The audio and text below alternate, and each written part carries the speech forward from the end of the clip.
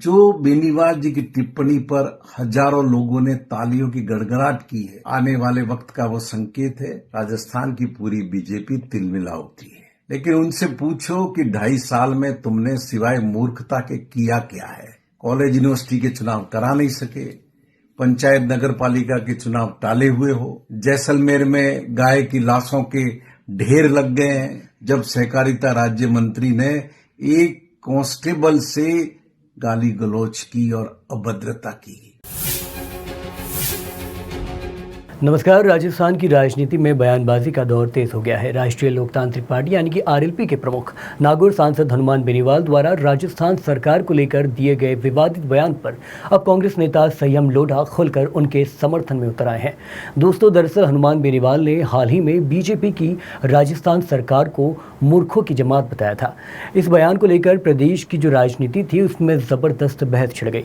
BJP नेताओं ने बेनीवाल के बयान की कड़ी आलोचना की, लेकिन अब पूर्व विधायक और पूर्व मुख्यमंत्री सलाहकार रह चुके संयम लोढ़ा ने बेनीवाल के पक्ष में खड़े होकर सियासी तापमान और बढ़ा दिया है।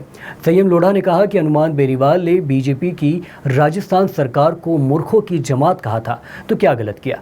उन्होंने सरकार की कार्यशैली पर सवाल उठाते हुए दावा किया कि प्रदेश में कई मुद्दों पर सरकार विफल साबित हुई है और जनता भी इससे नाराज है।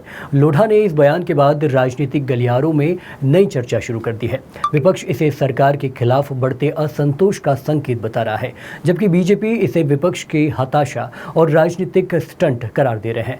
दिलचस्प बात यह है कि राजस्थान की राजनीति के कई मुद्दों पर आमने सामने रहने वाले बेनीवाल और कांग्रेस नेताओं के सुर इस मामले में एक जैसे दिखाई दे रहे हैं। ऐसे में आने वाले दिनों में ये बयानबाजी और ज्यादा सियासी रंग ले सकती है।